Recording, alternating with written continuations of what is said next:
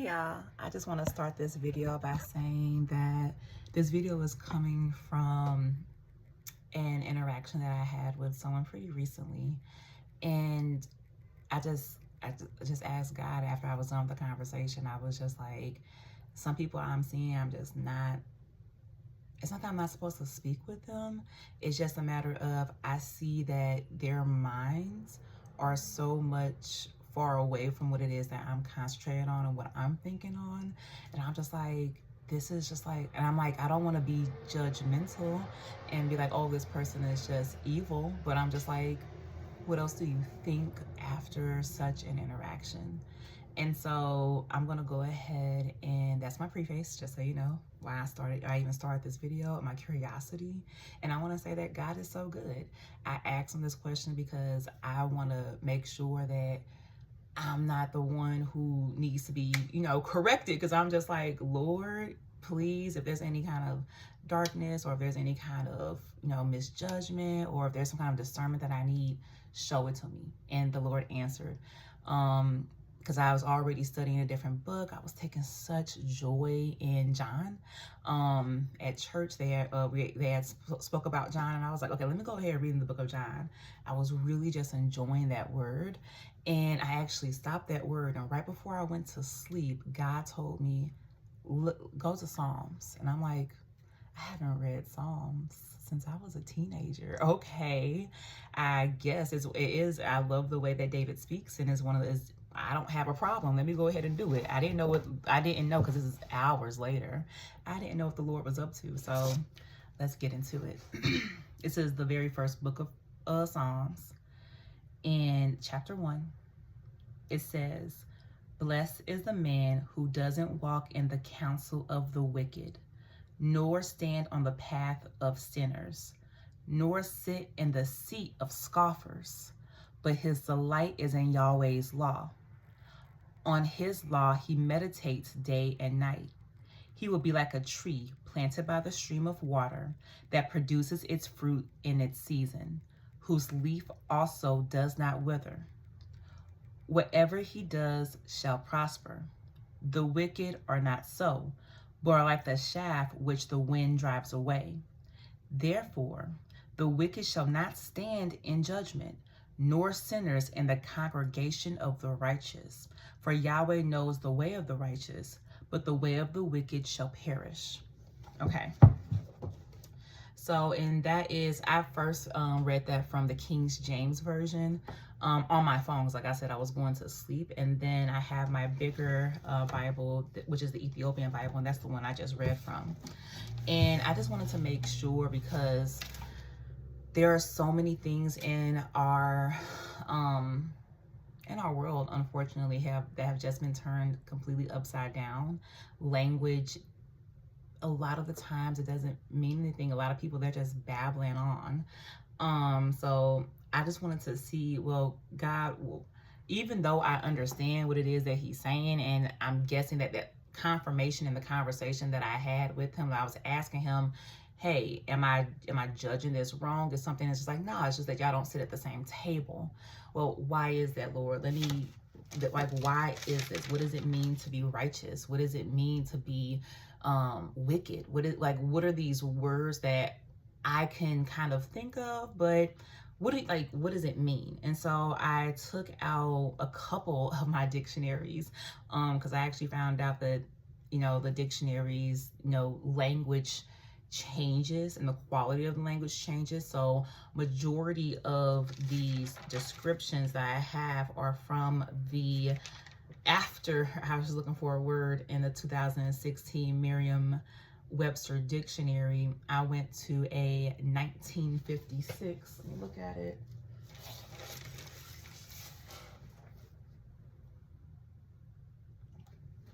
This is the consolidated Webster dictionary. So this is before it had united with Merriam. So let's go into the first one. I was just like, well, give me a moment. What does it mean, Lord? Because you said, Don't walk in the counsel of the wicked. How do I know if someone's wicked? What does the word wicked actually mean? Especially when the movie that's come out recently, and I'm just like, well, what does it actually mean to be wicked? According to the dictionary, wicked is evil. Evil in principle or in practice. Doing evil, sinful, bad, wrong, iniquitous, mischievous, prone or disposed to mischief, often good-natured mischief, roguish. Now, I was pretty satisfied until I got to, well, what does it mean to have a good-natured mischief? And so I was just like, what does the word mischief mean? Maybe I'm not correct in my thinking of what does it mean to be mischievous. And so I looked up the word mischief. It says harm, hurt, injury, damage, evil, whether intended or not, source of vexation, trouble or annoyance, troublesome or annoying conduct, conduct that causes injury or wrongdoing. Okay. So it means that if it is known or not known, it doesn't really matter. It's still being done. Okay. So don't walk in the counsel of these people is what he's saying. And not only that, he's also saying they shall not stand in judgment nor sinners in the congregation of the righteous. For Yahweh knows the way of the righteous, but the way of the wicked shall perish, right? So what does it mean to be righteous? Let's look it up. I have it right here, and it says it's upright, it's virtuous, acting in accordance with dictates of religion or morality, free from guilt or sin, agreeing with what is right, just, equitable. Okay, those are all, okay, that makes a lot of sense to me, but two questions come to mind. What is religion? Today, religion is like a dirty word, unfortunately. And I was like, well, what does it mean to be in accordance to religion? And not only that, I was also very curious of what does it mean to be guilty? Because a lot of people, they don't understand that they are guilty of doing things, whether they're guilty of their iniquity, whatever it may be. So first, let's go to guilty.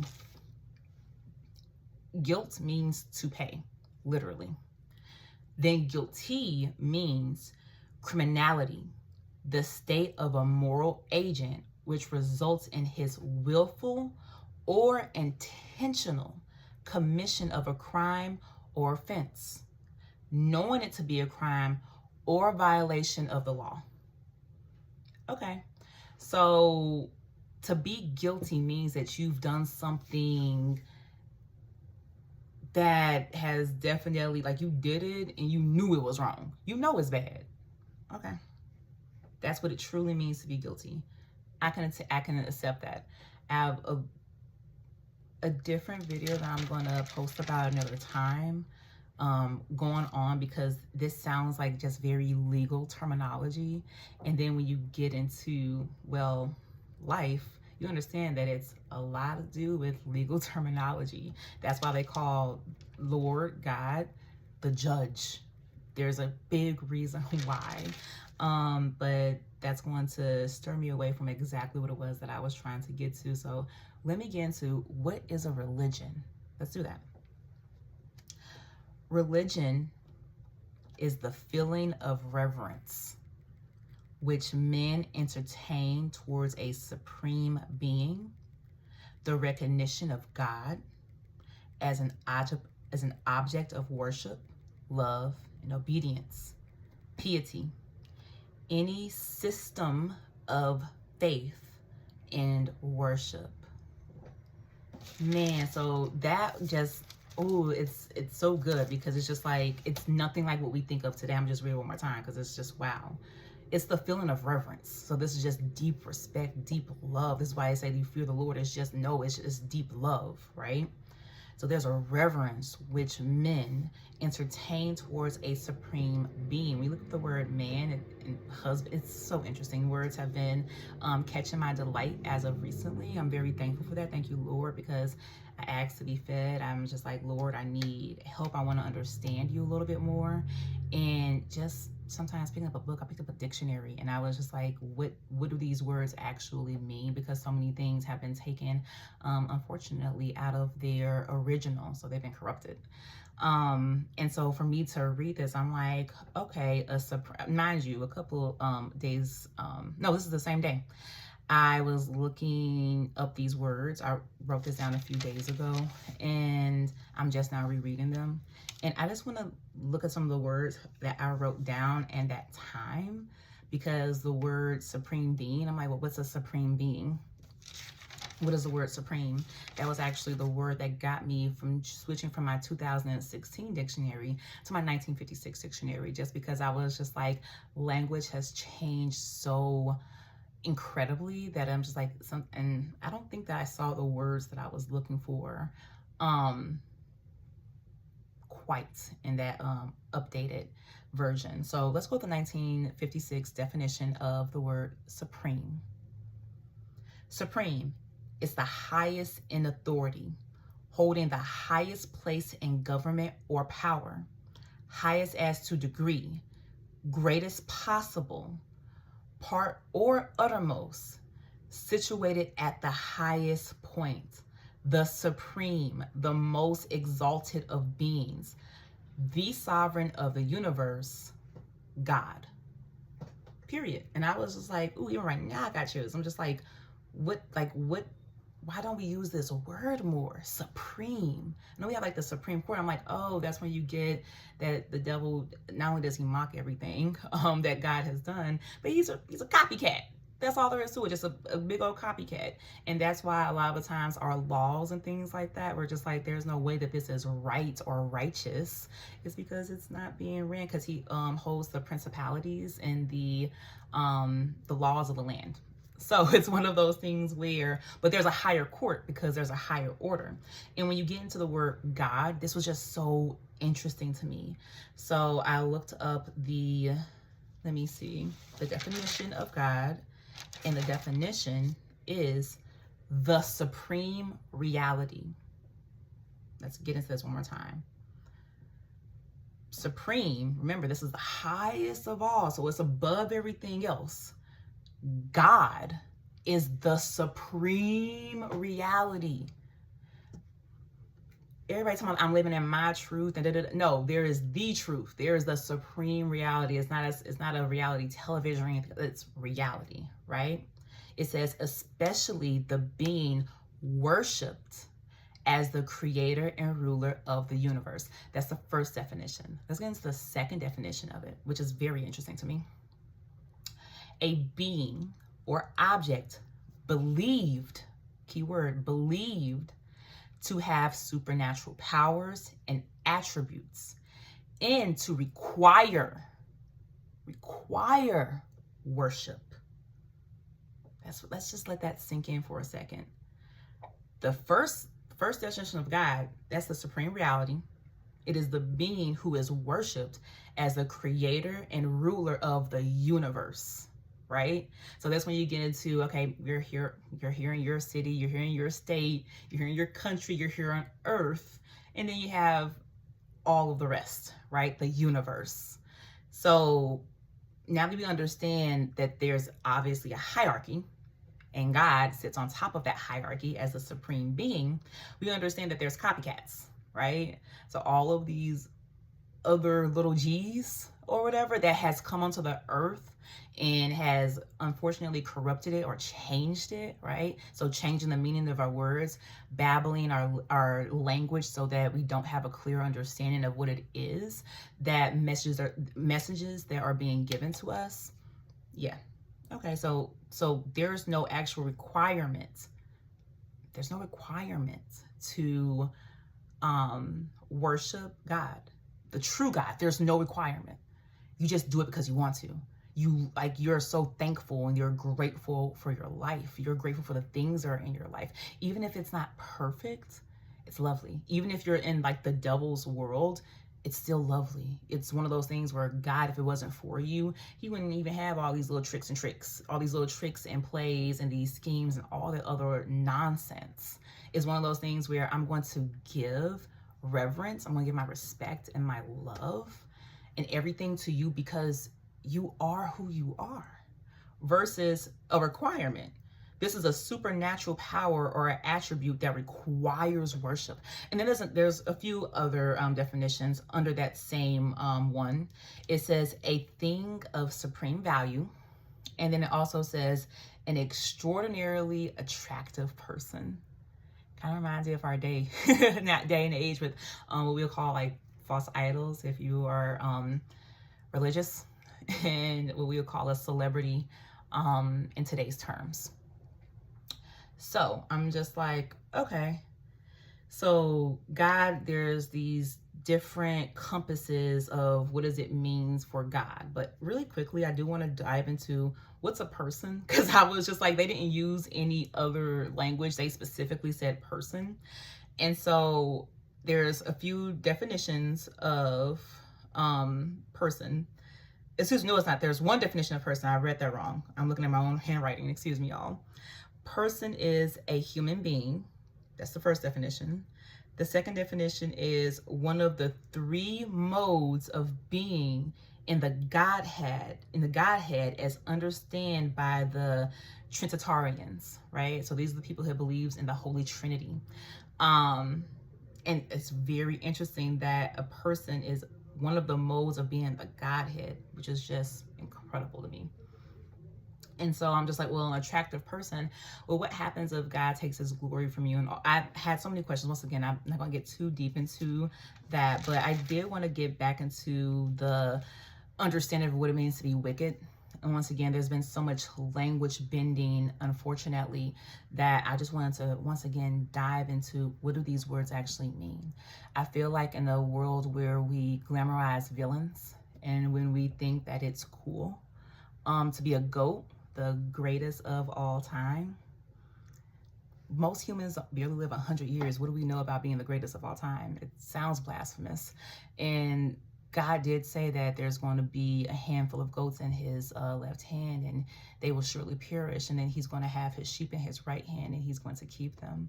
They will have eternal life. And I was just wondering, well, what does it truly mean to be evil? I know this is how basic it's gotten because a lot of people, they think it's cute. They're going to be dressed up as, some of them, unfortunately, will dress up as these wicked characters. And even right now, they're doing blasphemous acts with that movie. One of the characters from Wicked, who her co-actress made a song, made God is a Woman. And it's one of those things where now her co-star is now about to try to make a play when God is a woman and basically just making fun of Jesus Christ. And I'm just like, okay, that just seems evil. It's kind of like how you came from that movie Wicked. It is very fitting. Anyways, what's evil? Having bad qualities of a natural kind, just naturally bad, right? Having a quality that tends to injury or to produce mischief, injurious, pernicious, mischievous, having bad qualities of a moral kind, wicked, corrupt, perverse, mischievous, having bad qualities of a moral kind, wicked, corrupt, perverse, wrong, vile, vicious, unfortunate, calamity, the evil one, also known as the devil. As a noun, it is anything that causes injury, pain or suffering, misfortune, calamity, mischief, injury, depravity, corruption of heart, disposition to commit wickedness, malignity, the negation or contrary of good, not well, ill, And I do want to just point out really quickly that the dictionary does say that the word ill comes directly from evil. And I do want to break down words very soon, and just kind of what do they actually mean for us today, and do these things change? Does just because our understanding of them has changed doesn't mean that they've lost their root value. My answer to that is, of course, going to be no. I'm going to break that down in my thesis. Thank you so much for kind of having this conversation with me a little bit. It's not much of a conversation because I'm saying it to you all.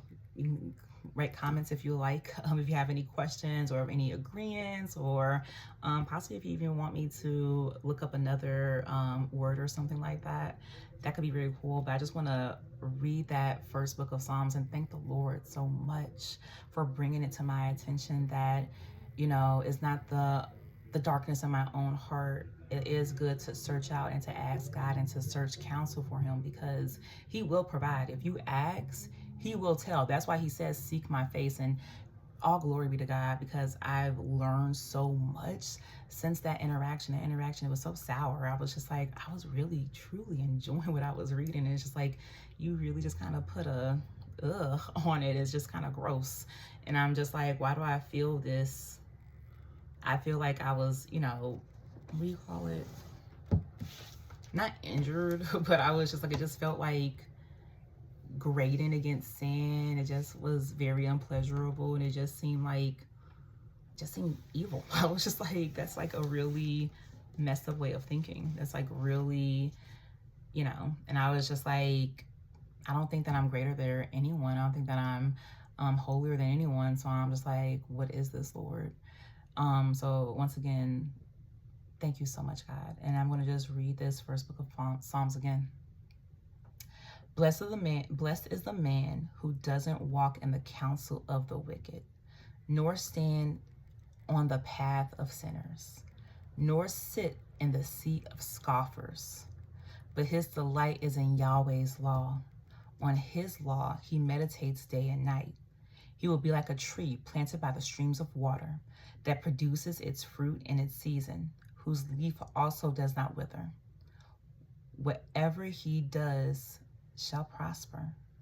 The wicked are not so, but are like the chaff which the wind drives away. Therefore the wicked shall not stand in the judgment, nor sinners in the congregation of the righteous. For Yahweh knows the way of the righteous, but the way of the wicked shall perish. So I'm very excited for that time when the wicked does perish. All wicked acts, all wicked things. I am very excited for that. I am excited for every tear to be dried. I'm excited for there to be no hunger and no thirst. And for the Lord to fill us with the light of day. Thank you so much for this time that we've shared. I hope you have a beautifully blessed day. And yeah, talk to you another time.